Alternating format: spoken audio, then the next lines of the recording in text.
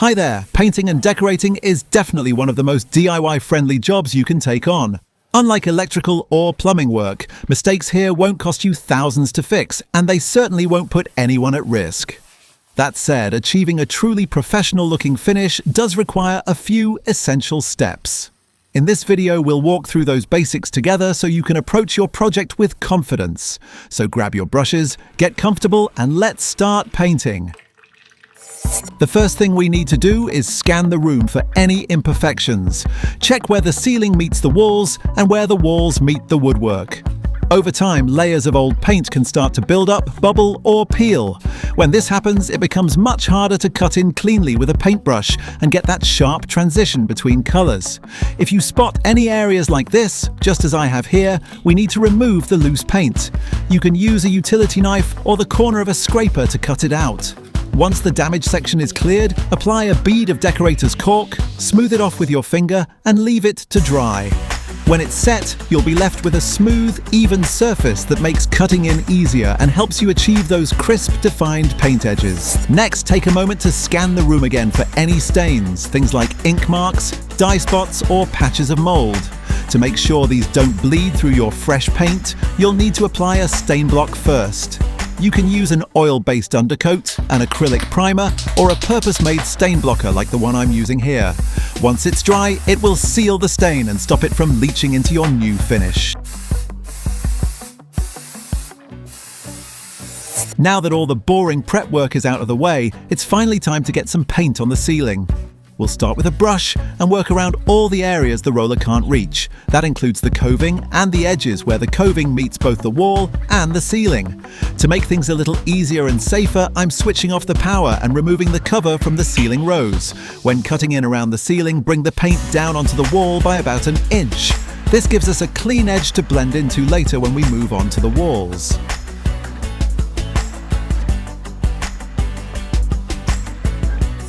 Now we can block in the remaining areas of the ceiling with a roller.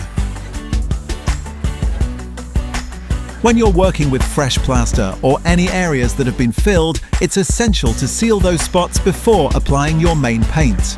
The best way to do this is with a watered-down matte emulsion, what we call a mist coat. A good ratio is about 3 parts water to 1 part emulsion. Remember, a mist coat can't really be too weak, but it can be too strong.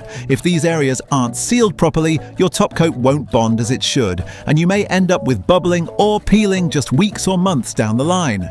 Taking the time to get this step right will give you a much more durable professional finish. Just like we did with the ceiling, we're now going to use a brush to paint all the areas the roller can't reach.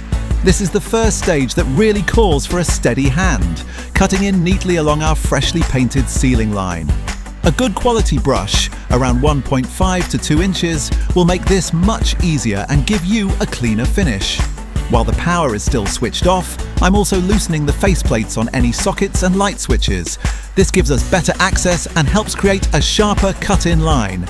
Don't worry about getting a bit of emulsion on the woodwork at this stage. In fact, we want to slightly overlap onto it. This gives us a crisp edge to follow later when we switch to painting the wood. Once all the cutting in is done, we can move on to filling in the rest of the walls with a roller.